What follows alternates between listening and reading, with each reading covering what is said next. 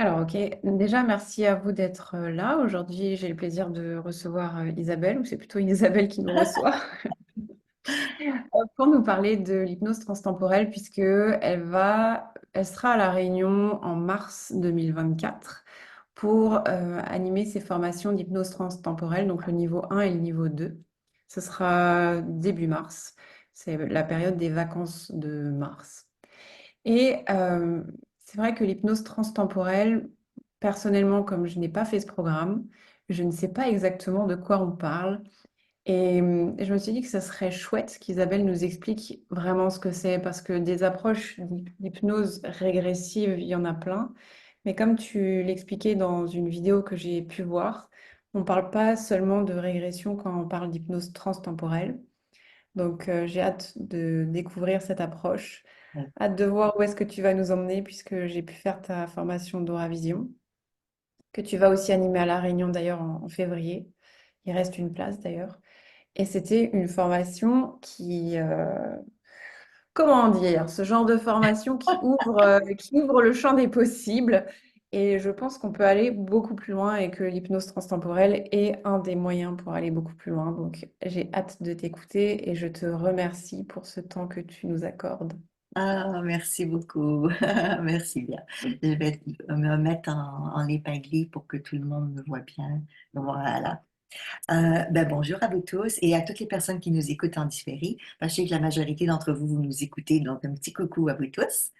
Léa, tu as des très bonnes questions parce que c'est vrai que le mot en lui-même, hypnose transtemporelle, n'est pas nécessairement très connu. On est plus habitué avec l'expression hypnose de régression. Et c'est ça que tu disais. Donc, bien sûr, je vais expliquer tout ça.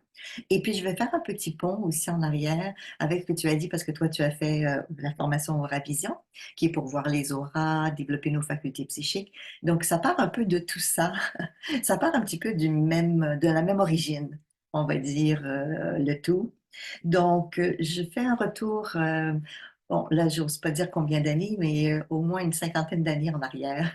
Donc, ça fait déjà un demi-siècle. Ça a l'air drôle de dire ça comme ça, là. Wouhou! Donc, j'étais enfant. On passe tous par là à un moment donné. Et puis, je faisais de manière très spontanée des régressions. Donc, on peut faire des régressions, être guidé, accompagné, mais beaucoup de personnes vont faire ce qu'on appelle des régressions spontanées. Donc, ce que ça veut dire, c'est que sans demander, sans être en train de faire quelque chose de particulier, tout d'un coup, il y a de l'information qui remonte et qui revient, et qui est de l'information sur quelque chose qu'on a déjà vécu ailleurs. Dans notre cas en particulier, là, on parle de ailleurs sur Terre, mais ça peut être ailleurs, ailleurs, dans un autre monde, une autre dimension, une autre réalité ou une autre planète. Donc, quand j'étais enfant, je vais faire rentrer. Quand j'étais enfant, euh, j'ai fait souvent ce genre de régression spontanée. Et au tout début, j'avais beaucoup d'informations sur certaines vies que j'avais vécues en Atlantide. Donc, ça m'a fait poser beaucoup de questions parce que je voyais bien par les images que je recevais puis l'information que je recevais. Il y avait aussi des sons. Donc, c'était pas que du visuel. Il y avait d'autres modes sensoriels utilisés. Je voyais le développement, il y avait toute l'histoire de ce qui se passait et j'avais en même temps une compréhension spirituelle de qui j'étais. J'avais cette perception qu'il y avait comme un déroulé qui se faisait et que ce déroulé, c'était quelque chose que j'avais déjà vécu. Mais je ne savais pas trop exactement ce que c'était parce que j'étais très jeune et le mot Atlantide ne me parlait pas trop quand j'étais enfant. Et tout de suite après, parce que dans les régressions spontanées que je faisais, j'entendais le mot Atlantide. Je voyais les lieux, j'entendais le nom des personnes aussi. Donc, j'ai commencé à faire des recherches et très rapidement, je me suis informée sur c'était quoi l'Atlantide, d'où ça venait, l'intérêt. Donc, ça a piqué ma curiosité, mais surtout, ça m'a donné un champ d'intérêt vraiment très grand à tout ce monde de l'inconnu, du spirituel, du différent, on va dire. J'avais la chance d'avoir des parents très ouverts d'esprit. Donc, ils m'ont pas dit que j'étais en train de fabuler, imaginer, parce que le risque, c'est qu'on pense qu'on est dû pour la psychiatrie automatiquement, là. Ça, c'est sûr, là. Donc, pendant plusieurs années, j'ai eu des souvenirs de vie passée en Lémurie, en Atlantide, même plus tard, différentes périodes de vie. Et à chaque fois, je faisais des petites recherches et même une vie que j'ai recontactée spontanément, encore une fois J'ai eu le lieu exact, l'année exacte et par chance, parce qu'on a la chance aujourd'hui d'avoir accès beaucoup plus facilement à l'information qu'il y a 50 ans, là.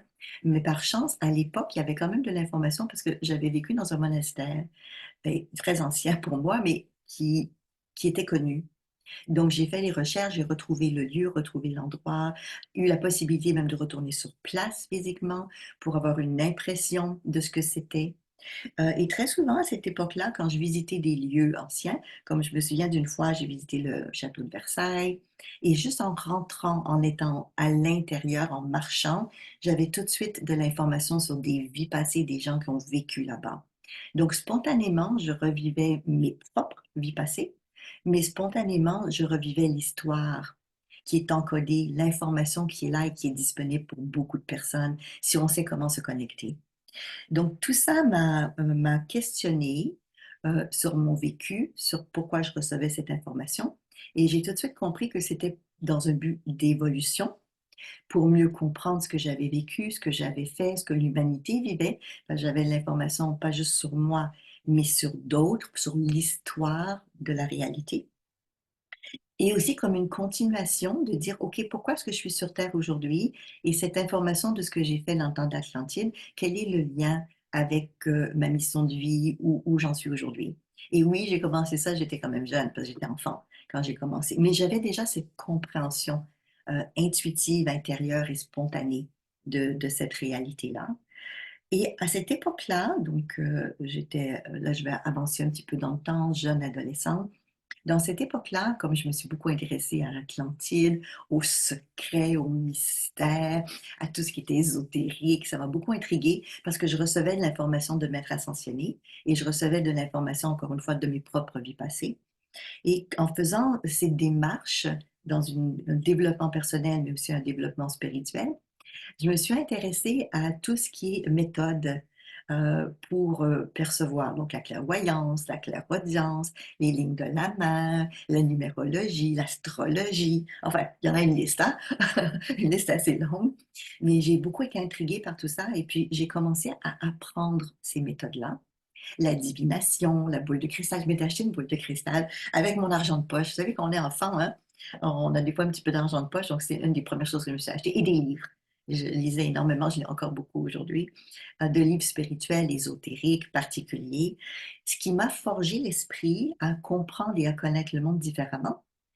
Et tout de suite, donc adolescente, comme j'apprenais toutes ces techniques de prémonition, de décoder l'information, je voyais déjà les auras aussi à cette époque-là. Et je faisais déjà de la médiumnité parce que j'étais en canalisation avec des êtres qui n'étaient pas nécessairement incarnés, donc pas présents sur Terre, et qui m'enseignaient, qui me guidaient, qui m'inspiraient à travers tout ce que je revivais à cette époque-là. Donc, très rapidement, j'ai eu le désir de parler à mes petits copains, mes petites copines, comme nos amis, hein, proches, hein, de ce que je percevais. Donc, je leur disais, ah, t'as telle couleur d'aura aujourd'hui. Puis là, la première question, ils disaient, mais c'est quoi? Ça veut dire quoi exactement? Où je revoyais des scènes de leur vie passée. C'est spontané, c'est naturel et facile. Pour moi, ça l'a toujours été. Et là, j'ai, ah, waouh, je te vois à tel endroit, en train de faire ça, il se passe ceci, il se passe cela. C'est assez intriguant. Euh, pour moi aussi, parce que j'avais pas de validation de ce que je percevais. J'étais juste en train d'expliquer ce que je percevais. Et puis ça résonnait pour eux, ça leur parlait. Ah oui, ah ben j'ai rêvé à telle chose, ça me parle. Ah oui, ah ben là je comprends mieux pourquoi. Et puis des fois c'était, je pense à une petite copine entre autres où je lui disais, ah tu vas rencontrer quelqu'un vers tel âge, prémonition. Et puis il va se passer ceci, il va se passer cela. Puis je lisais dans les lignes de la main, puis je racontais ce que je voyais. Donc j'ai commencé très jeune à utiliser ces facultés psychiques, ces dons naturels et ce que je percevais pour être avec les autres, accompagner les gens. Donc quand j'étais un tout petit peu plus vieille, vers 16 ans, 18 ans, j'ai utilisé ces capacités pour décrire encore une fois ce que je percevais. C'était excellent, mais je me suis vite rendu compte que mon but, mon objectif n'était pas de dire aux gens que ce que je percevais. Pour moi, c'était naturel, mais je voulais comprendre comment ça se fait que je percevais ces choses-là, d'où ça venait, dans quel but, pour quelle raison, quelle était l'utilité de ça. Même si les guides me l'expliquaient, je voulais concrètement comprendre les choses. Et aussi, je me disais, ben, ça serait peut-être intéressant, point d'interrogation, à l'époque, puis aujourd'hui, mais que j'apprenne comment faire ça, comment montrer ça, comment enseigner ça pour que d'autres personnes que moi puissent aussi le faire. Donc, mon but à l'époque était très clair dès le départ, c'était de dire, moi, je peux raconter à tout le monde leur vie passée, pas de problème. Je peux voir les auras qu'ils ont, je peux raconter qu'est-ce qu'ils sont en train de se préparer, c'est naturel. Mais mon objectif, c'est que les gens soient autonomes, qu'ils se rappellent, qu'ils se souviennent qui ils sont, qu'est-ce qu'ils ont fait, qu'est-ce qu'ils ont préparé. C'est comme si on vivait dans un monde, qu'on arrive sur Terre, où on a tout oublié. Et c'est tellement dommage. On oublie nos forces, nos talents, nos expériences. Bon, on oublie aussi nos faiblesses, on oublie aussi tous les problèmes qu'on a eus. Des fois, ça peut être utile. Donc, c'est sûr qu'il y a une raison pour laquelle on revient sur Terre sans avoir la connaissance de tout ça. Mais la plupart du temps, on n'a pas la connaissance de tout ça, tout simplement parce qu'on est déconnecté de ce monde spirituel, de ces autres dimensions, mais qui sont toujours en connexion avec qui on est. Donc, très rapidement, je me suis dit, moi, ce que j'aimerais, c'est pas juste le faire de manière spontanée, mais apprendre comment je fais ou comment les autres peuvent le faire et développer une façon de les emmener, de les guider à vivre cette expérience-là pour que eux-mêmes retournent dans une vie passée, par exemple, ou contactent un guide spirituel, par exemple, et aient cette information-là. Donc, au début de la vingtaine, je donnais déjà des conférences à travers le Canada. À ce moment-là, je me promenais beaucoup sur les guides spirituels, sur la communication avec les guides et qui avait beaucoup de succès parce que les gens avaient ce désir de se connecter, de savoir quel guide était leur guide spirituel, leur guide proche, communiquer avec eux, avoir des messages. Et j'ai eu en même temps un appel à dire, OK, comme j'ai besoin d'apprendre comment l'enseigner, comment le montrer, j'ai appris la PNL, la programmation neurolinguistique, j'ai appris l'hypnose, j'ai appris plein de disciplines que j'enseigne encore aujourd'hui parce qu'elles m'ont aidé, elles sont très aidantes et utiles pour une compréhension de comment fonctionne la personne. Et c'est ce que j'avais besoin. Et j'ai commencé à recevoir des gens en consultation privée. En fait, j'ai commencé les consultations privées très, très jeune. Bon, vous vous souvenez, je le faisais avec mes petits copains, hein? Mais j'ai ressenti le besoin vers de 16 à 17 ans à peu près de recevoir des gens en privé, donc consultation pas nécessairement payante au début parce que c'était bénévole, gratuit, j'expérimentais aussi.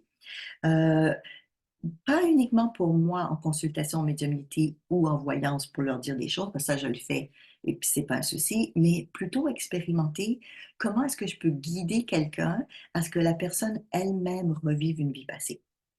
Donc quand j'ai commencé, là je remonte à il y a plus de 40 ans, quand j'ai commencé à accompagner les gens en individuel.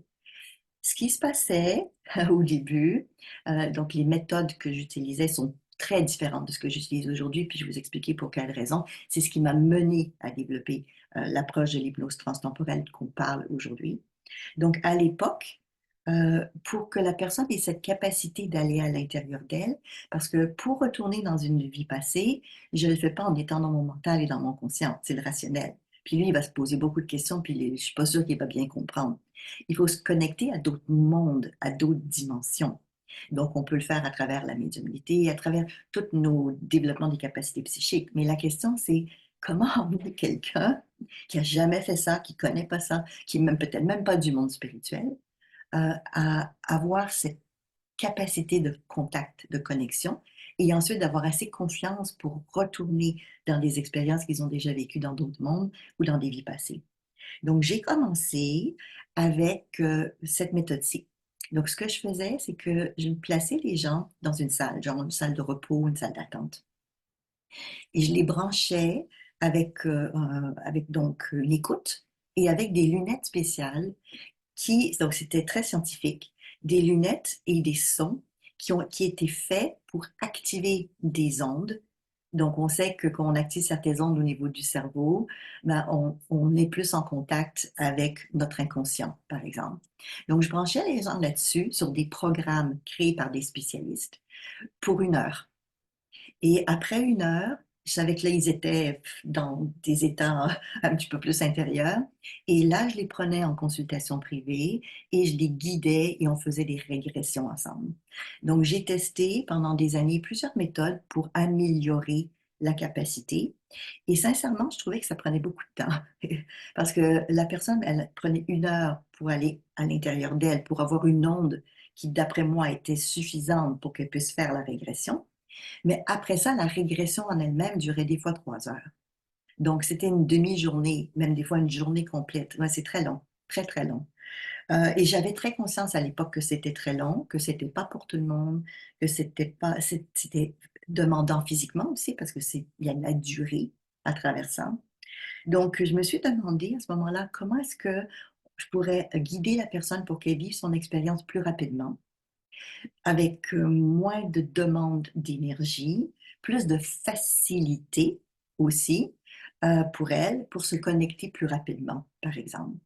Et comme j'étais en train d'apprendre la PNL et apprendre l'hypnose, c'est évident que j'ai tout de suite compris que pour qu'une personne se connecte avec ses facultés psychiques ou avec d'autres réalités, elle a besoin d'être dans ce qu'on appelle un état de transe. Donc l'hypnose, et c'est pour ça que j'ai appelé ça donc hypnose transtemporelle. Tout ce que ça veut dire, c'est l'utilisation de l'état de transe pour générer une suggestion qui va emmener ce contact avec d'autres réalités et emmener la personne, parce que en hypnose, exemple en hypnose ericksonienne, parce qu'il y a beaucoup d'approches différentes, on fait des régressions, mais dans la vie actuelle de la personne. Donc, je connaissais les méthodes en hypnose. Je connaissais d'autres méthodes que j'utilisais avec des clients, comme je vous ai dit, pendant très, très longtemps autrement. Mais avec l'hypnose, ça m'a permis de mieux saisir et mieux comprendre l'état de transe. Donc, ça m'a pris des années. C'est pour ça que l'hypnose transtemporelle, je l'ai développée, ça ne fait pas aussi longtemps que ça en tant que méthode que j'enseigne, même si j'ai fait et utilisé des régressions spirituelles pendant plus de 40 ans déjà, tout simplement parce que je voulais développer une méthode, une façon de faire qui soit rapide, efficace, simple, directe et que la personne soit de plus en plus en confiance et qu'elle réalise pour elle l'importance et le bien-être de se connecter avec ça, retrouver sa mémoire, c'est vraiment ça, de qui elle est, à tous les niveaux, de l'âme, de l'être spirituel. Donc pendant des années, j'ai expérimenté en consultation privée. J'en ai fait plein. J'ose même pas vous dire des milliers, des milliers, des milliers, des milliers de personnes, vraiment, avec qui j'ai fait des régressions. Donc, je connais très bien la thématique des régressions, la thématique de ce que les gens vivent, les histoires qu'ils peuvent raconter, qu'est-ce qui se passe pour eux.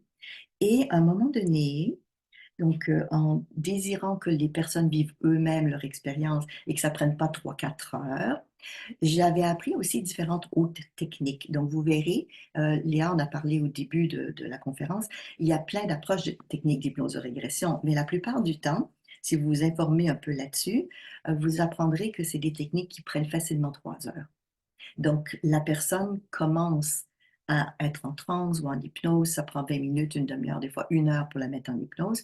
Et ensuite, la façon qu'ils emmènent la personne, lui pose des questions, c'est un minimum de 3 heures. Donc, c'est sûr qu'une session de 3 heures, quand il faut payer pour une session de 3 heures, c'est beaucoup plus cher qu'une session d'1 heure, déjà au départ. Et puis, on n'a pas plus d'informations nécessairement que dans une session d'1 heure. Donc, la méthode était lourde, la méthode était longue.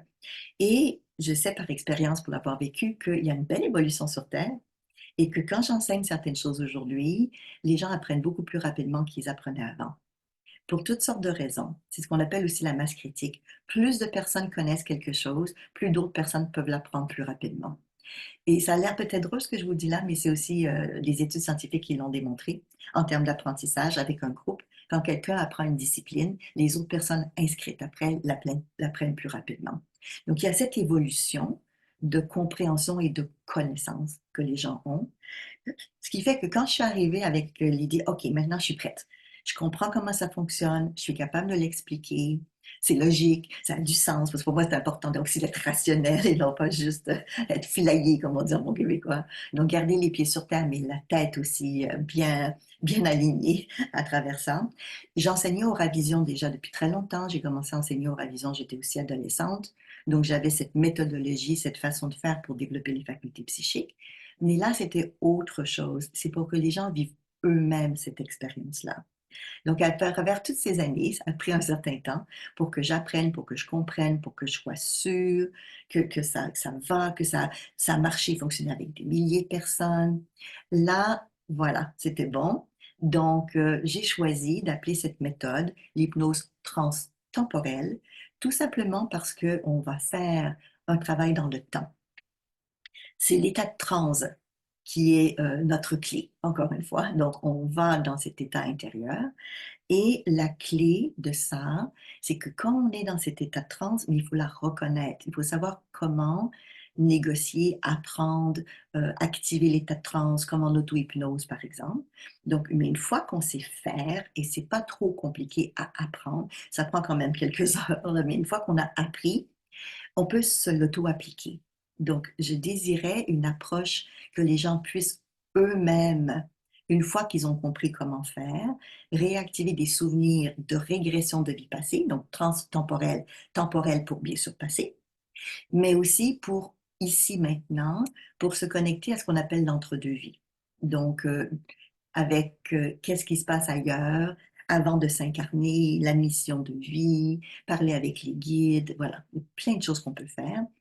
Et j'étais aussi intéressée par la projection future, parce que comme je fais de la voyance, la médiumnité, la prémonition est quand même quelque chose d'important, de vérifier qu'est-ce qu'on est en train de se préparer, qu'est-ce qui sent bien pour nous éventuellement, et peut-être changer certaines choses, parce qu'on a aussi du pouvoir sur nous. Il y a bien des choses qu'on peut manifester, mais qu'on peut transformer. Et c'était aussi l'objectif de l'hypnose transtemporelle, d'aller voir ce que j'ai vécu dans le passé, l'impact que ça a aujourd'hui, ce que je vis maintenant, l'impact que ça va avoir sur ce que je suis en train de créer pour mon futur, mais aussi aller dans le futur pour revenir aujourd'hui avec de l'information importante pour mieux vivre notre vie du quotidien.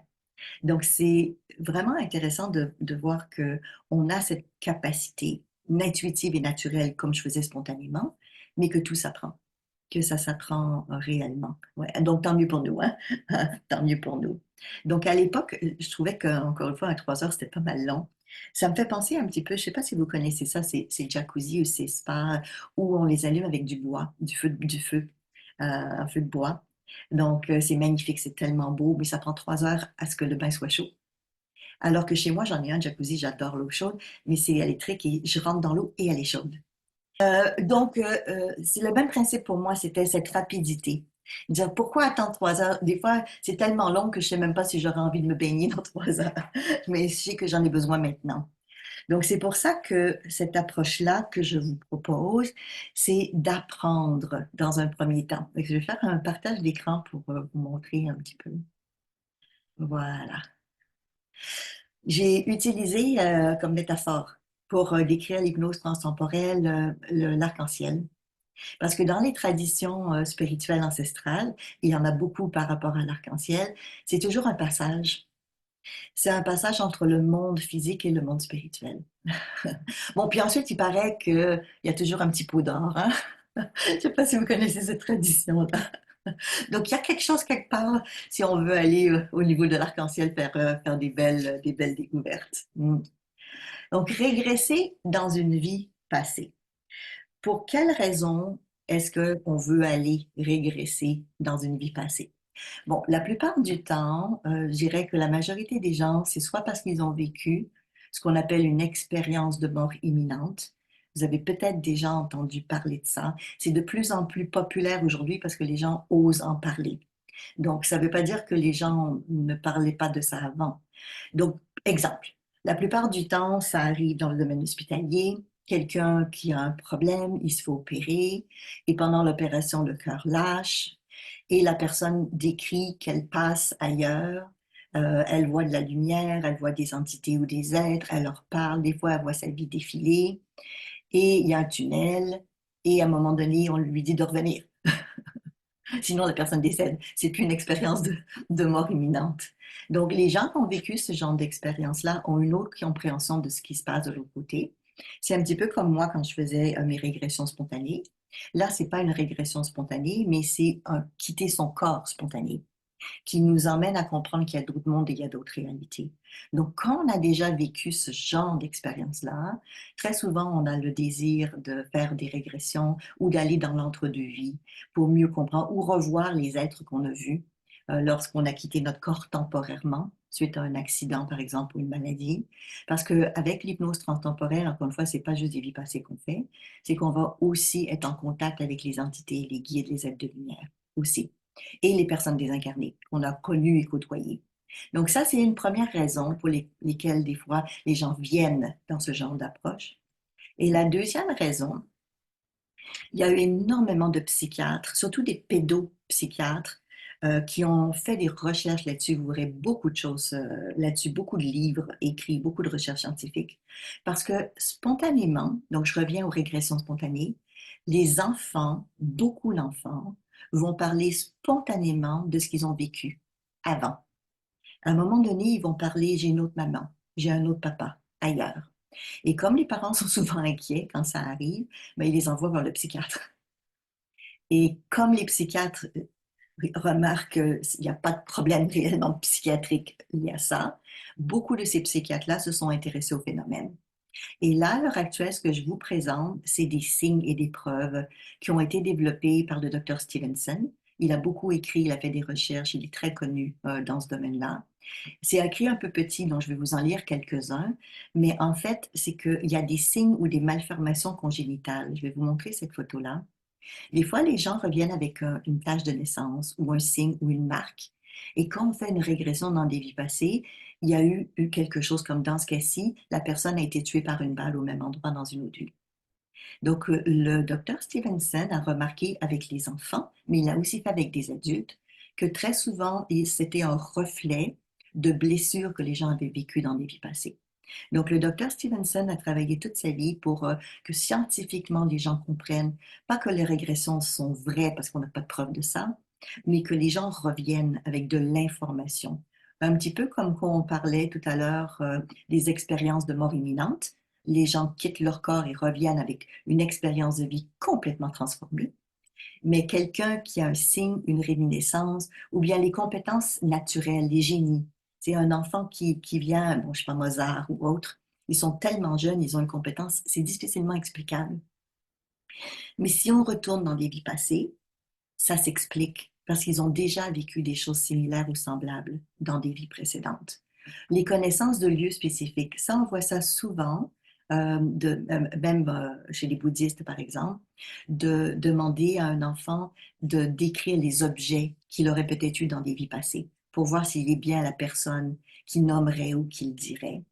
Des fois aussi, les gens vont parler en langue. Donc, ça arrive à certaines personnes, c'est assez surprenant, mais ça arrive à certaines personnes d'entendre dans leur rêve des langues ou de se mettre à parler une langue qu'ils connaissent pas, qui n'est pas une langue vivante aujourd'hui nécessairement, mais qui est reliée à des choses qu'ils ont peut-être déjà vécues dans des vies passées. Après, surtout les psychiatres, comme là, le docteur Stevenson étant psychiatre, il a travaillé beaucoup avec des peurs, des phobies, donc des gens qui ont des traumas particuliers. Ben, quand on va vérifier, exemple, je sais pas, peur de l'eau, peur du feu, ce genre de choses, ben, on va vérifier qu'ils ont peut-être vécu quelque chose dans une vie passée, comme celle-ci, par exemple. Que la personne avait un souvenir, c'était inconscient, mais elle avait même peur d'une chandelle. Euh, mais c'est parce qu'elle avait vécu quelque chose à un autre niveau, au niveau inconscient, qui faisait en sorte qu'elle avait ce souvenir de cette émotion-là particulière.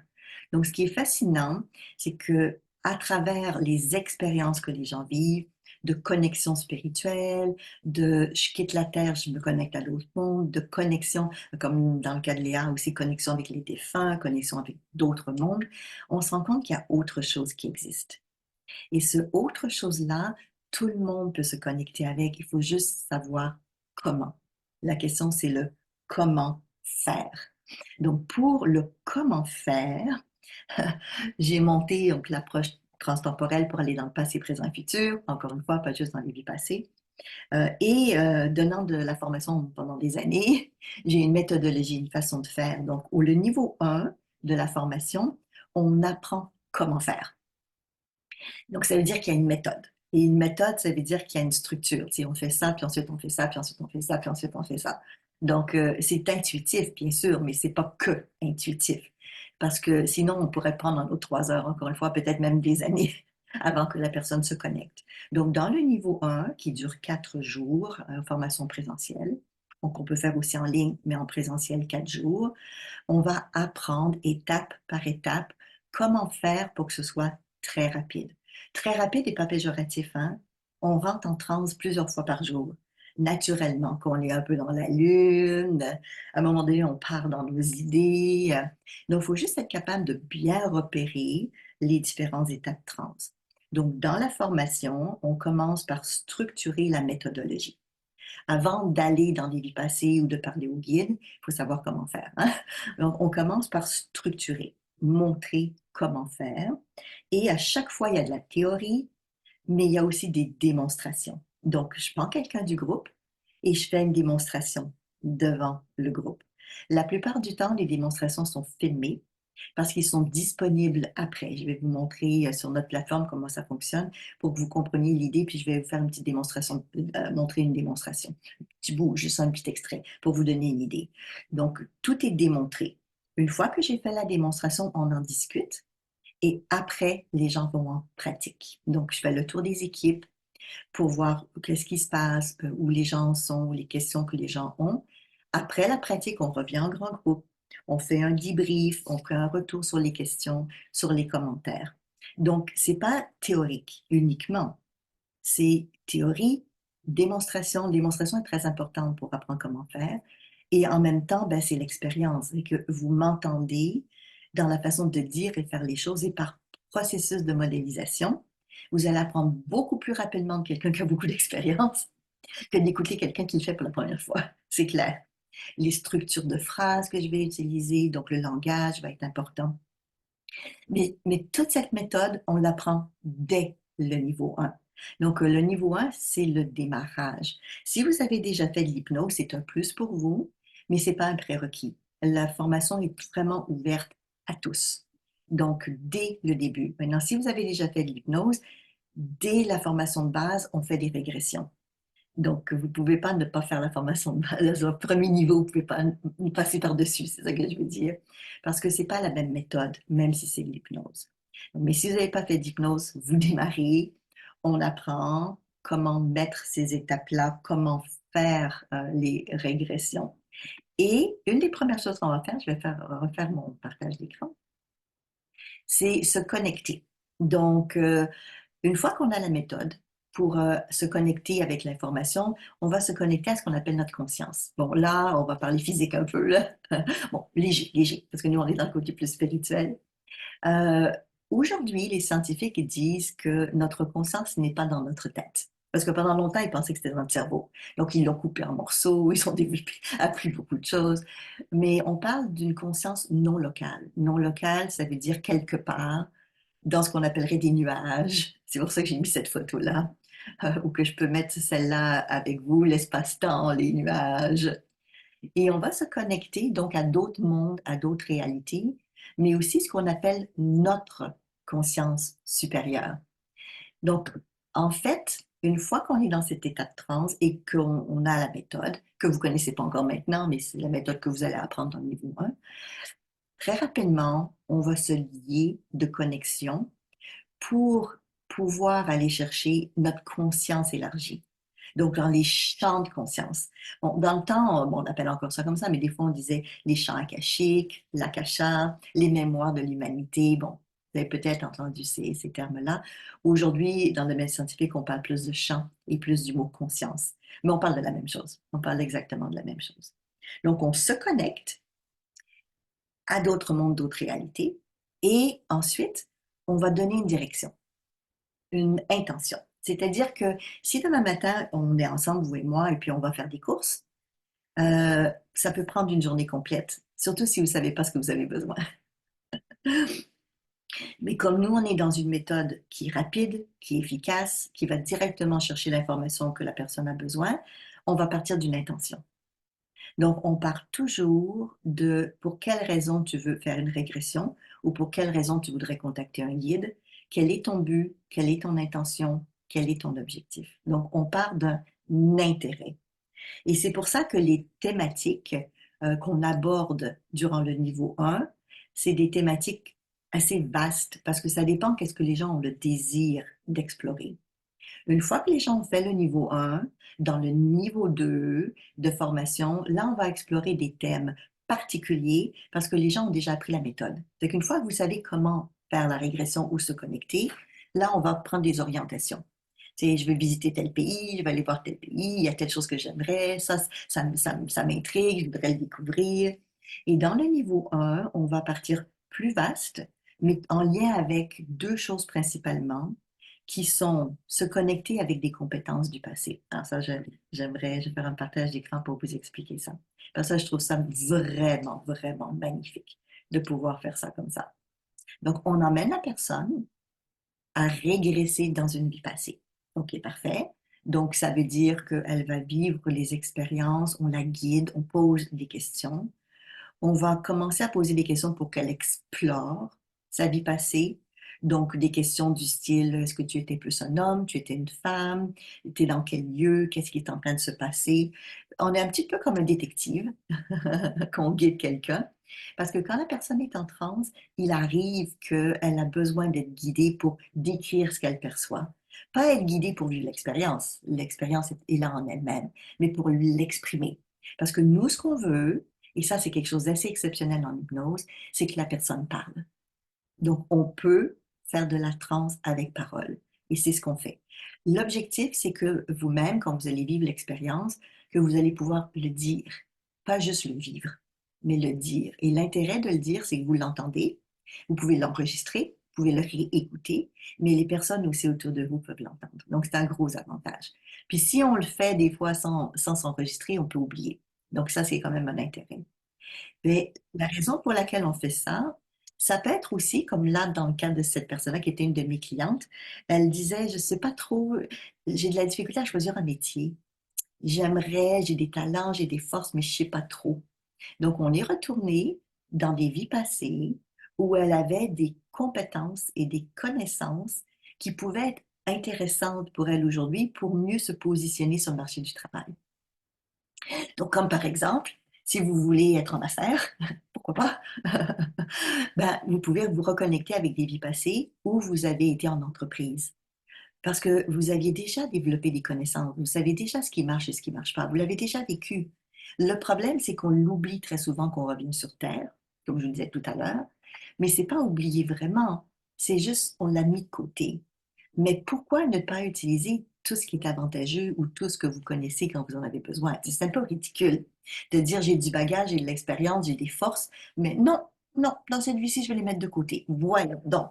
Si vous aviez 1 million de dollars de côté, peut-être que vous allez l'utiliser, tu sais, soit pour le fructifier, soit pour acheter, soit pour être généreux, peu importe, hein, mais je pense pas qu'il va rester dans votre compte en banque pour que ce soit transmis pendant 50 générations à venir sans que vous ayez un peu profité quand même de tout ça. Donc, revenons sur cette façon de retourner dans le passé, mais dans le but de ramener des forces à aujourd'hui. Comme là, vous voyez le client, bon, c'est une farce, hein, c'est pas vraiment arrivé comme ça, mais c'est un bûcheron québécois. On a encore des bûcherons chez nous, ça arrive avec les grandes forêts, et qui s'est reconnecté à une vie passée où il travaillait dans la foresterie pour réactiver des forces et des compétences pour l'aider à travers ce qu'il a vécu aujourd'hui. Donc ça, c'est une des raisons pour lesquelles des fois les gens vont retourner dans ce genre de vie passée. Mais moi, je le fais de manière automatique et spontanée, tout simplement parce que je suis entraînée et formée dans des orientations solutions. Ah, c'est quoi ça, orientation solution? Dans l'approche de la programmation neurolinguistique, par exemple, mais pas uniquement, psychologie positive, c'est cette façon de penser en coaching, en méthodologie coaching, qui dit que on va aller chercher des solutions. Donc, au lieu de revenir toujours sur les problèmes, les challenges, les difficultés que les gens ont vécues, allons chercher des forces. Donc, une des raisons que je trouve magnifique de dire je vais aller rechercher de l'information sur qui j'étais, ce que j'ai vécu dans le passé, c'est aussi pour ramener ces mémoires et ces expériences et ces talents à aujourd'hui. En d'autres mots, pourquoi passer 50 ans à développer quelque chose alors qu'en refaisant une régression dans une vie passée, au bout peut-être de quelques semaines de pratique, ça va revenir. C'est comme la bicyclette. Mais il faut repratiquer. Il faut racheter une bicyclette. vous pouvez savoir comment faire la bicyclette, mais si vous n'avez pas de bicyclette, vous êtes embêté. Donc, c'est comme ramener quelque chose qu'on a déjà eu. Donc, ça, c'est la première chose qu'on va faire dans la formation, c'est d'aller chercher des ressources. En même temps, ce qui est très intéressant de ça, c'est que ça n'est pas gênant pour les gens qui ont des inquiétudes. C'est les gens qui seraient inquiets de tout d'un coup que je revis une vie passée horrible que j'ai vécue, c'est traumatisant. On ne va pas là-dedans, on n'en a pas besoin. On va chercher des ressources qu'on a besoin pour aujourd'hui. Ça, c'est les premiers exercices qu'on va faire. Ça donne confiance, mais c'est surtout utile. C'est aidant. C'est quelque chose de concret qu'on ramène à aujourd'hui. L'autre chose qu'on va faire au niveau 1 aussi, c'est se connecter à des vies passées avec des gens qu'on a connus dans notre vie actuelle. Parce que ça a un impact important sur notre relationnel. Donc, je ne sais pas combien d'entre vous ont déjà vécu des relations difficiles. Ça peut être au travail, ça peut être avec des amis, ça peut être avec la famille, et vous ne comprenez pas. Vous avez peut-être envie de vous pacifier. Vous avez peut-être envie d'être mieux. Vous avez peut-être envie de résoudre certaines choses. Donc, on va faire des régressions où on va retrouver des vies dans lesquelles on a vécu avec certaines personnes d'aujourd'hui. Ça peut être vos amoureux, vos amoureuses, vos enfants, pour mieux comprendre la vie de couple que vous avez aujourd'hui, peut-être pour l'emmener à un autre niveau d'amour, de bien-être entre vous deux, peut-être pour libérer les vieux trucs qui vous empêchent d'être bien ensemble. Parce que des fois, on vit des vies qui ne sont pas toujours très heureuses. Et même si elles peuvent être très belles, il y a des situations des fois difficiles et surtout des choses dans le passé qui ne sont pas toujours résolues et que malheureusement ou heureusement, on ramène avec nous dans notre vie présente ou future. Si c'est pas résolu dans notre vie ici, on va le ramener dans notre futur. D'où l'idée aussi d'aller dans le futur pour aller voir qu'est-ce qu'on est en train de se préparer pour le changer, pour pas vivre des choses qu'on n'a pas envie de vivre plus tard. Donc ça, c'est très intéressant aussi. Et de comprendre les relations. Donc, par exemple, pour vos enfants, c'est mon enfant, il a fait quoi dans une autre vie? Ça a été quoi ses forces? Ça a été quoi ses défis, ses challenges pour que je puisse mieux l'aider aujourd'hui? Comprenez l'intérêt? Il y a beaucoup d'intérêt. Vous voulez partir en affaires avec quelqu'un, vous voulez faire un partenariat. Allez voir ce que vous avez déjà vécu. Allez voir les vies passées de cette personne-là. Est-ce que ça match? Est-ce que c'est bien pour vous? Est-ce que vous avez des bonnes relations dans le passé ou pas? Des fois, on se fait avoir, hein? Aussi. Donc, il y a vraiment un intérêt très intéressant dès le niveau 1, au-delà de l'apprentissage de la méthode qui est nécessaire et obligatoire, un retour. Et chaque personne va vivre minimum au moins une fois, même des fois 2 ou 3 fois, cette expérience de retour dans des ressources ou de compréhension de avec qui il ou elle aurait déjà vécu dans des vies antérieures, par exemple. Après, au niveau 2, on a d'autres thématiques. Et on va dans ce qu'on appelle l'entre-deux-vie, on va aller voir notre plan prénatal, la mission de vie, ce qu'on a vécu dans une autre vie qui a plus ou moins fonctionné. Voilà, il y a quand même beaucoup de choses. Mais je voulais vous parler de ça parce que souvent, les gens ont des questions. Et dans les questions que les gens ont, c'est très souvent les questions, je vais le mettre ici. Je vais vous en lire quelques-uns parce que c'est écrit très petit. Mais qu'est-ce que je peux faire? C'est quoi le but? Qu'est-ce que je peux explorer? Ce que j'ai écrit là, ce n'est que au niveau 1. Donc, imaginez au niveau 2, parce qu'au niveau 2, on va déjà beaucoup plus loin.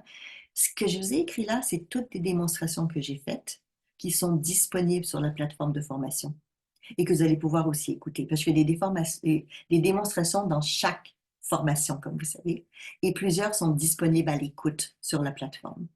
Donc, les émotions vécues. Donc, quelqu'un qui avait de la colère, et puis ça montait spontanément, et puis la personne ne comprenait pas comment ça se fait que j'ai toujours de la colère, et on est retourné dans une vie passée pour comprendre d'où ça venait, pour pouvoir la libérer. Ou bien, qu'est-ce qu'on a vécu, mon mari et moi, dans une vie? Quelle est ma mission de vie? Ça, c'est un bon classique. Qu'est-ce que j'ai vécu dans le passé avec ma fille actuelle? Euh, Comment est-ce que j'ai pu décider de m'incarner? Et c'est quoi les ententes avec les personnes d'aujourd'hui? On appelle ça des contrats d'âme. Donc, très souvent, les personnes que vous êtes proches dans votre vie actuelle, c'est des gens que vous avez déjà connus dans d'autres vies et vous avez, avant même de vous incarner, décidé de je vais t'aider pour ça ou tu vas m'aider pour ça. Donc, c'est bien de savoir c'est quoi les ententes et les contrats. Et les ententes peuvent être aussi par rapport à vous-même. Je vais venir avec un handicap physique, à tel âge, je vais avoir telle maladie. Et c'est important de le savoir pour comprendre qu'est-ce qui est en arrière de ça, pour le libérer et peut-être, pourquoi pas, ne pas vivre les problèmes physiques de la même manière. Mm. Ensuite, ben, retourner dans une vie passée pour se souvenir de compétences. Et dans les compétences, ça peut être aussi apprendre des langues. J'ai eu plusieurs personnes que ça a été ça, pour que ce soit plus vite, plus fluide, plus facile, apprendre des langues différentes. Vous avez perdu un être cher et vous désirez communier avec lui dans l'au-delà. On fait la communication niveau 2 avec les aides d'ailleurs, mais on peut le faire dans le niveau 1 déjà. Ça dépend des thématiques que les gens vont apporter. Des fois, les gens vont me dire, je me sens seule, j'ai l'impression qu'il y a un double de moi, je dois avoir une âme sœur quelque part. Vous savez, sûrement déjà entendu ça, hein? Donc, on peut se connecter à cette âme sœur-là ou à ce double-là, à cet être-là. Il est où? Il fait quoi en ce moment? Et des fois, il est sur Terre en même temps que nous, hein, ça peut arriver, hein? Ah, ah, ah, ah. Allez le vérifier. Donc, ben, et ça c'est un thème peut-être plus délicat, mais en même temps très intéressant sur la fin de vie. Qu'est-ce que j'ai de planifié pour ma fin de vie dans cette vie-ci? Alors vous allez dire, oula, Isabelle, c'est un peu lugubre ton truc là. Ben oui et non. C'est que si je sais, par exemple, je me projette dans mon futur, dans le futur, et que je réalise que j'ai pas la fin de vie, que je serai seule, par exemple, et que moi, mon désir, ce serait que ma famille soit là, ben, je vais pouvoir poser des questions pour quelles raisons j'ai planifié ça, pour quelles raisons c'est créé de cette manière-là. Et je vous en avais déjà parlé tout à l'heure, l'objectif de faire ce genre de cheminement en hypnose transtemporelle, c'est aussi de dire peut-être que je peux changer des événements ou des situations si je comprends le pourquoi j'ai besoin de vivre. Donc, si j'ai besoin de vivre quelque chose, est-ce que je peux le vivre autrement? Et il n'est peut-être pas trop tard parce que c'est pas encore fait. Vous comprenez l'idée, hein? Donc, se projeter dans qu'est-ce qu'on a de planifié et est-ce que la planification nous convient? Parce qu'on peut anticiper. Il y a certaines choses qu'on peut ajuster. Peut-être pas tout, mais il y a des choses qu'on peut ajuster. Surtout, et là je vais faire un partage d'écran, surtout dans des cas, et ça je vois ça assez souvent, où il y a des regrets. J'aurais dû, il aurait fallu, j'ai pas vu mes enfants assez souvent, j'ai pas pardonné, j'ai pas ceci. Et c'est bien de faire cette fameuse projection et de revenir en disant, OK, maintenant je fais quoi avec ma vie? Est-ce que je veux mourir avec des regrets ou est-ce que je vais générer des changements aujourd'hui? Donc c'est sûr que ça emmène une démarche personnelle. C'est une formation où vous allez chercher de l'information, mais de l'information pour évoluer, pour avancer. Mais c'est bien mieux de savoir de votre vivant, à mon avis, que d'attendre plus tard encore dans une autre vie. Et puis des fois, il y a ce qu'on appelle la réparation. Des fois, ben, on a brisé une vitre chez le voisin. Et puis, c'est nos parents qui vont payer quand on est enfant. Donc, il arrive qu'on dit ou on fait des choses qui blessent, qui froissent les autres. Des fois, sans intention négative, mais des fois, malheureusement, ça arrive. On est en colère, on est choqué. Et dans le karma, qui est cette loi d'équilibre, d'équilibrage des choses, si on a fait des choses ou vécu des choses dans des vies passées qui n'ont pas été équilibrées, il faut qu'on le rééquilibre dans cette vie-ci. Mais on peut, dans notre quotidien, faire des choses qui nous déséquilibrent et qu'on va payer ou rembourser ou régler plus tard. Donc, un des gros avantages de faire le travail de développement sur soi pour avoir cette information, c'est aussi de dire est-ce que j'ai besoin de réparer ou pas. Des fois, c'est les autres qui ont la réparation à faire vis-à-vis de nous, hein? Mais bon. Puis l'autre intérêt, c'est de renégocier des contrats. Comme là, j'ai marqué, tu t'engages à prendre soin de ton petit frère malade toute sa vie. Donc peut-être qu'avant de vous incarner, vous êtes dit, OK, moi je vais venir au monde dans cette famille-là et j'accepte de prendre soin de lui toute ma vie. Mais sur Terre, en courte route, à un moment donné, peut-être à 30 ans, 40 ans, je me dis, oula, ça fait beaucoup quand même, hein? Ça fait 30, 40 ans que je le fais déjà. Est-ce que je peux renégocier? Et oui, on peut renégocier. Et on fait ça dans ce qu'on appelle le conseil des sages. Comme là, tu t'engages à prendre soin de ton petit frère malade les 20 premières années de sa vie. Bon, évidemment, il y a des conséquences à nos choix, à nos décisions et aux renégations. Mais ça vous arrive des fois de vouloir renégocier des choses, hein? Et pourquoi souffrir pendant des années si c'est plus nécessaire? Parce que des fois, on s'engage dans quelque chose, Mais en cours de route, la vie change, les événements changent. Donc, c'est bon au moins d'aller vérifier, au moins d'aller explorer. Bon, après, c'est vous qui déciderez si vous voulez garder le contrat, changer le contrat. Mais je trouve ça vraiment, vraiment fascinant et intéressant de dire que on a la possibilité de choisir. Donc, ce que je vous propose, c'est retourner chercher l'information sur qui vous êtes. Décidez plus de votre vie. Prenez en charge et vous-même la responsabilité de vos actes, vos gestes. Reprenez conscience de ce qui a été dit, ce qui a été fait. Parce qu'on ne peut pas rembourser quelqu'un si on ne sait pas qu'on l'a volé. Ou on ne peut pas dire à quelqu'un qu'on est désolé si on ne sait pas qu'on lui a fait mal. Donc, la réparation demande une compréhension et une connaissance. Mais après, mon Dieu, que ça fait du bien d'être libéré. Et on travaille aussi dans l'hypnose transtemporelle sur le transgénérationnel. Toutes ces choses que vous portez sur vous des ancêtres. Et mon Dieu, qu'il y en a des tonnes. C'est souvent dans les décisions de contrat d'âme. Je vais revenir sur Terre parce que ma famille a fait ça dans telle vie, ou mon grand-père a fait faillite, et puis dans cette vie-ci, ben, je veux libérer cette dette familiale, par exemple. Et ça peut être vrai au niveau émotionnel, au niveau physique, au niveau matériel.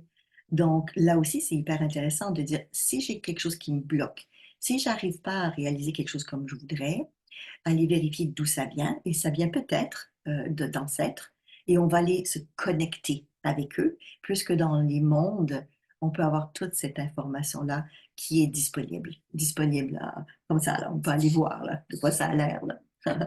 Alors, je vous parle de tout ça, puis maintenant, je vais vous montrer quand même.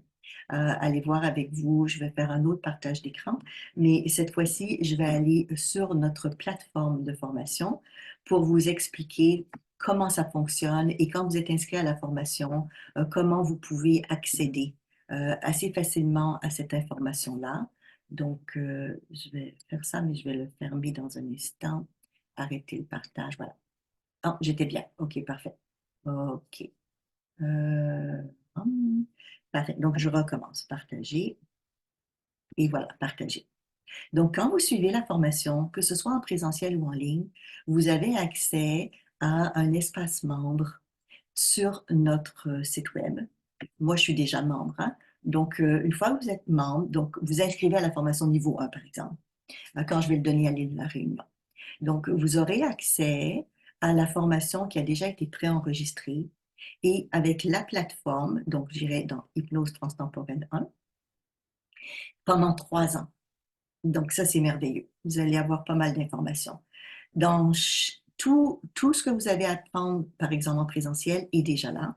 Donc, c'est un rappel, ça vous donne d'autres exemples. Toutes les thématiques sont là avec des exercices, des démonstrations que je fais avec des personnes directement.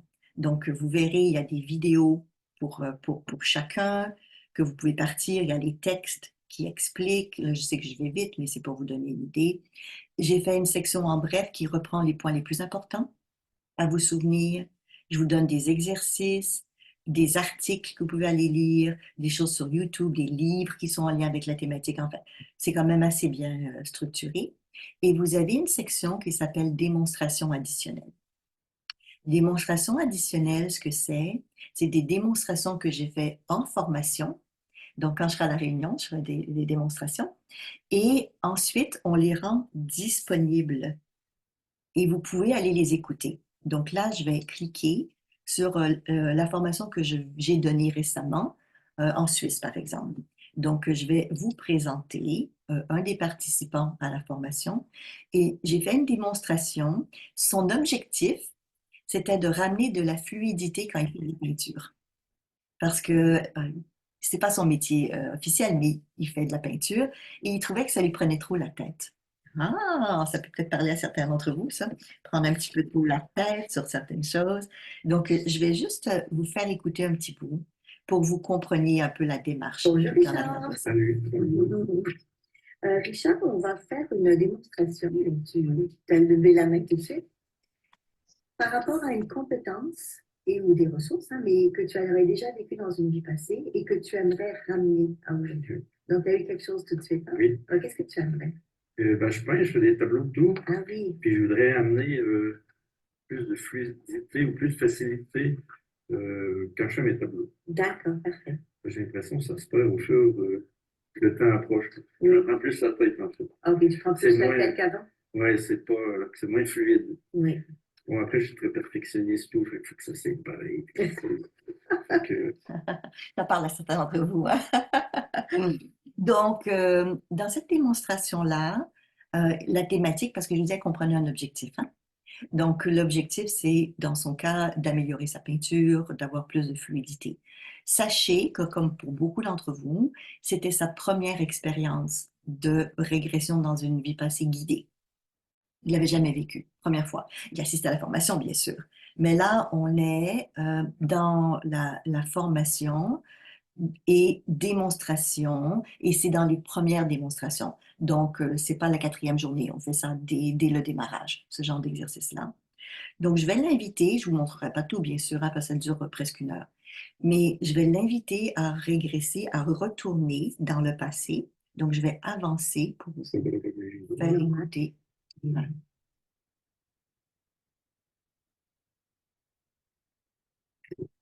Avec la France. Il est retourné dans une vie passée où il était en France et il était résistant dans le temps de la guerre. Comment tu décrirais? Tu disais qu'il avait une moustache?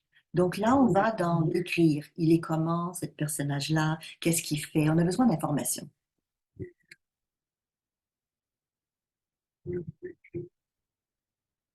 C'est tout ça, ouais, Oui.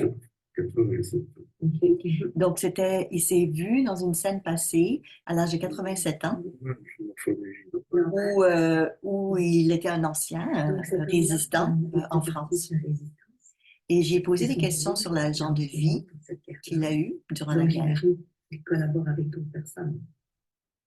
Mhm. Oui. Mhm. Peux-tu lui demander si c'est bien dans cette scène-là, où tu le vois dans cette ville, qu'il y a quelque chose en lien avec la compétence de fluidité? C'est important de faire un lien, c'est parce qu'on peut y avoir beaucoup de vies Et de passées. pas trop se prendre On la garde tête. notre direction, le cap. Est-ce que c'est bien ça? Et si oui, c'est quoi? Oui. Oui, ok. Et s'il se prend trop la tête, il va se faire prendre. Oui. Il le sait, ça. S'il se prend trop la tête, il va se faire prendre. Demander Donc, pour expliquer il de a quelle manière réussi à il développer cette compétence de ne ne pas se pas prendre la trop se tête prendre la tête. juste pour sauver sa peau, en fait, en tant que résistant.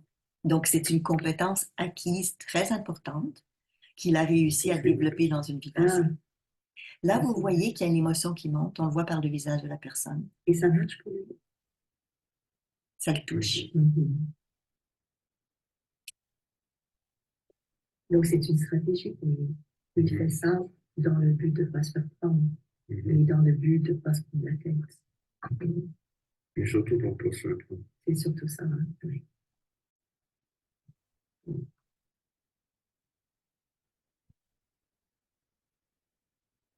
Peux-tu vérifier dans la vie de cet homme-là s'il a une famille? Donc, on élargit, on veut savoir qu'est-ce qui se passe autour Donc, du il est système. seul, il est seul. Ok.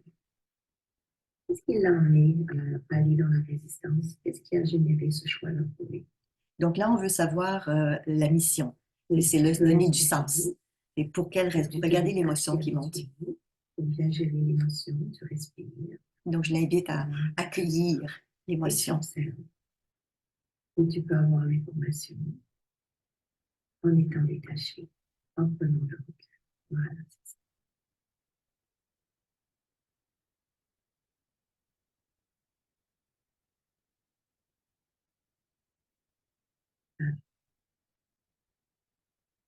Qu'est-ce qui l'a amené à faire le choix de la résistance?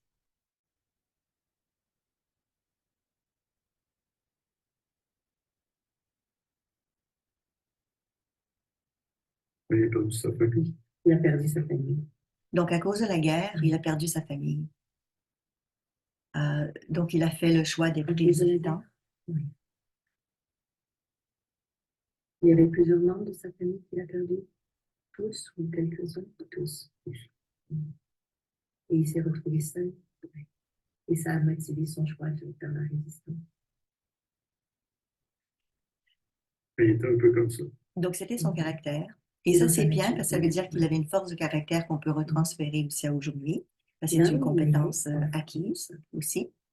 Est-ce qu'il y a Mais là, je un veux faire le trait lien. particulier Je lui demande, qu'il ou je pourrait vais te donner poser des questions pour t'aider à pour mieux décider? comprendre avec la force qu'il cherche, Une région qui est cette particulière? force de fluidité, par exemple. Et puis, est-ce qu'il y a un lien avec la peinture? On ne sait pas. On ne sait pas encore. Mais on va savoir.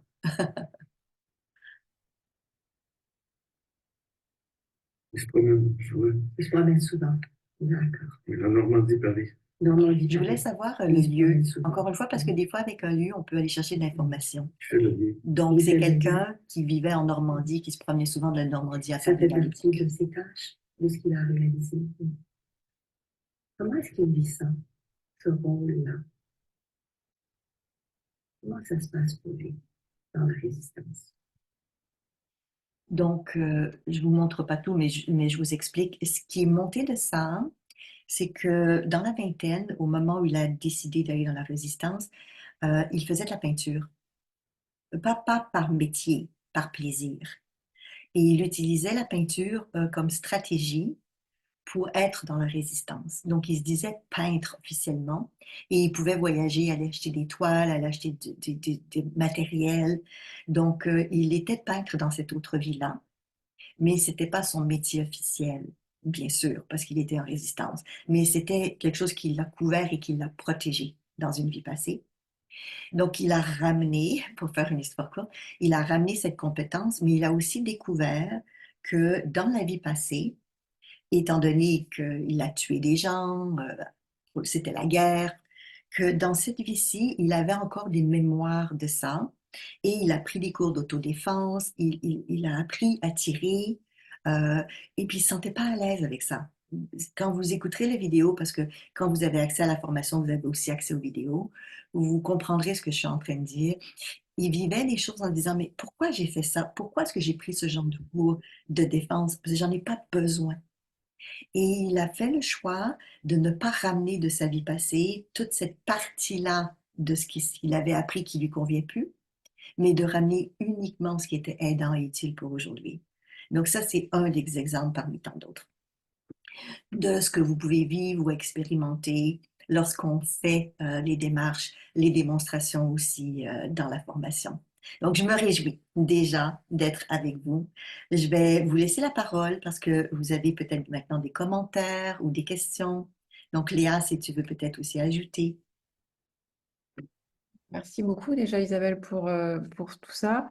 Donc, si je comprends bien, c'est l'hypnose transtemporelle, c'est à la fois un moyen de voyager dans le passé, dans le présent et dans le futur, d'entrer en lien avec des guides, des défunts, Oui, d'aller voyager dans le transgénérationnel. oui. C'est très complet. Oui, ah, c'est très complet. Mais c'est pour ça qu'il y a plusieurs jours. Des fois, les gens disent, Mm. ah oui, mais oui, mais le niveau 1 est 4 jours, mais le niveau 2 est 10 jours, et le niveau 3 est 10 jours. Mais c'est parce qu'il y a beaucoup, beaucoup de choses. Oui, c'est très complet.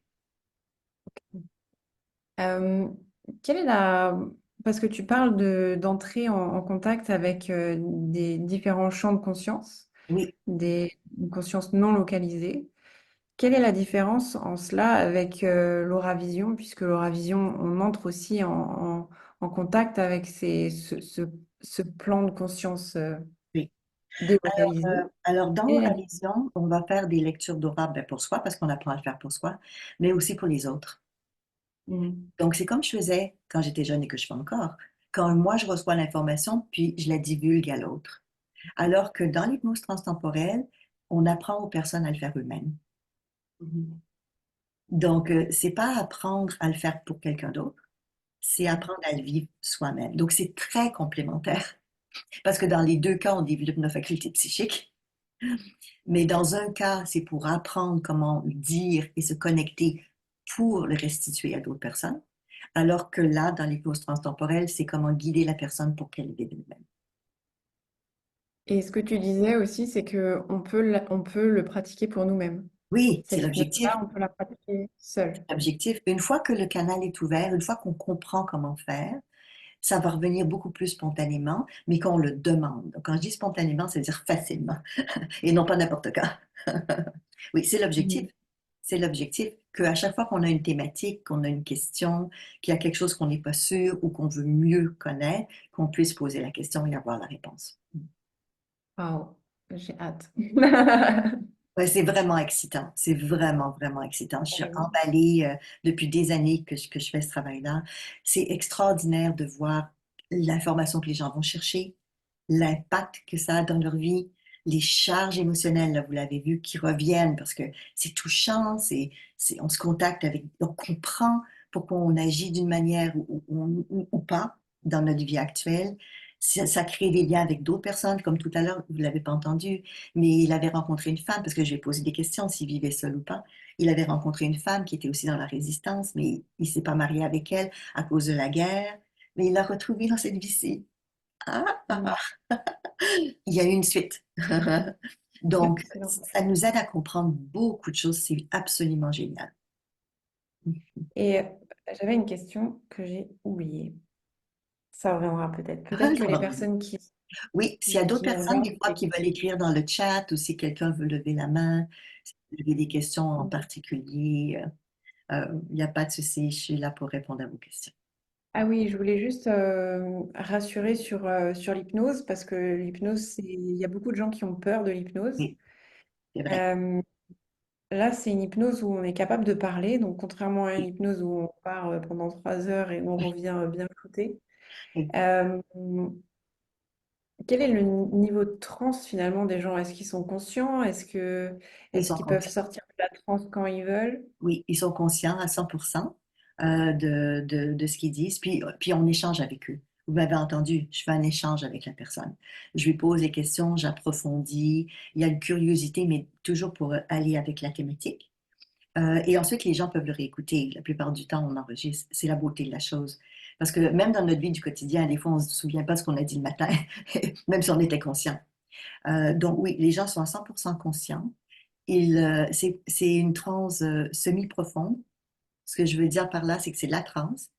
C'est pas superficiel, c'est une vraie transe. Les gens vont à l'intérieur d'eux, se connectent avec d'autres réalités, mais c'est une transe et on installe, et ça fait partie de la méthode, ce qu'on appelle des fusibles de sécurité.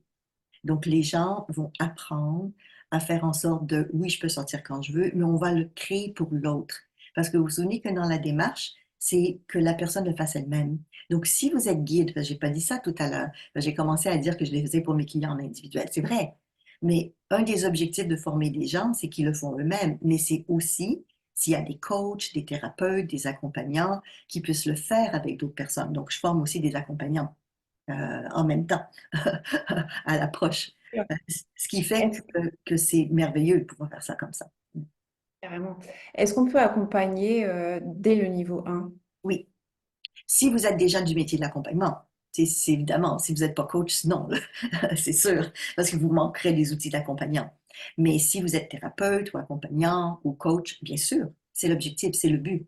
Le but, c'est que vous utilisez tout de suite ce que vous apprenez pour guider quelqu'un, pour vous guider vous-même, mais pour guider quelqu'un pour que la personne puisse vivre l'expérience. Oui, complètement, complètement. Ok, Ça faisait partie de mon objectif et de la démarche de donner cette formation.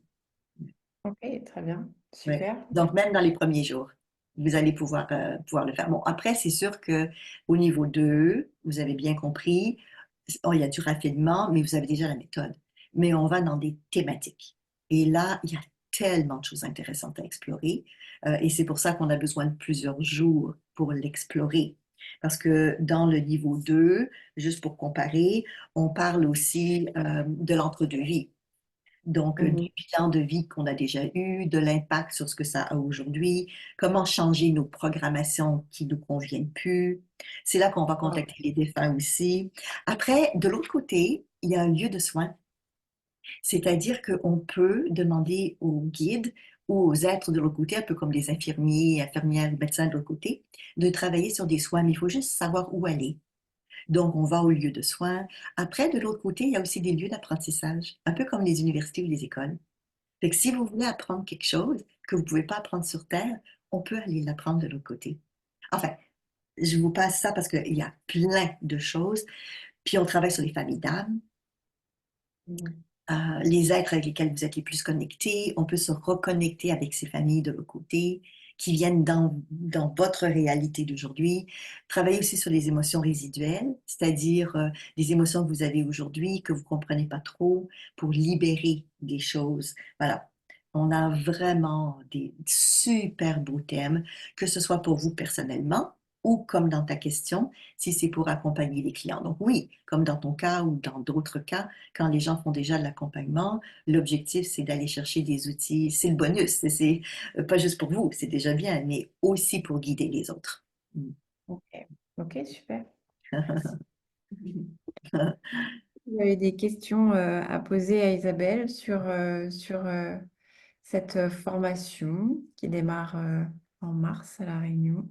Alors, j'invite les gens aussi, parce qu'il y a beaucoup de gens qui nous écoutent en différé et qui auront peut-être aussi des questions, à nous envoyer les questions directement. Et puis, Léa pourra me les donner, puis je pourrai aussi vous répondre. Ça va me faire plaisir de pouvoir le faire. D'autant plus qu'on est assez proactifs là-dessus, Léa et moi, donc c'est pas un souci. Puis des fois, les gens sont timides et gênés là aussi parce qu'on enregistre, hein, par exemple. Ouais, Donc, il carrément. n'y a pas de souci, je vais répondre à toutes les questions. Léa a dit aussi qu'on a d'autres vidéos qui sont faites. J'ai donné d'autres conférences aussi qui sont disponibles gratuitement si vous avez un intérêt ou vous voulez aller plus loin. Donc, je propose, Léa, si tu es d'accord, je vais arrêter l'enregistrement, mais je vais te laisser la Oui, parole aussi un petit bout de oui, temps. Donc, merci à vous carrément. tous hein, d'avoir été là pour la conférence et puis au plaisir de voir certains d'entre vous à la Réunion et d'autres ben, peut-être à travers le monde, comme je voyage beaucoup.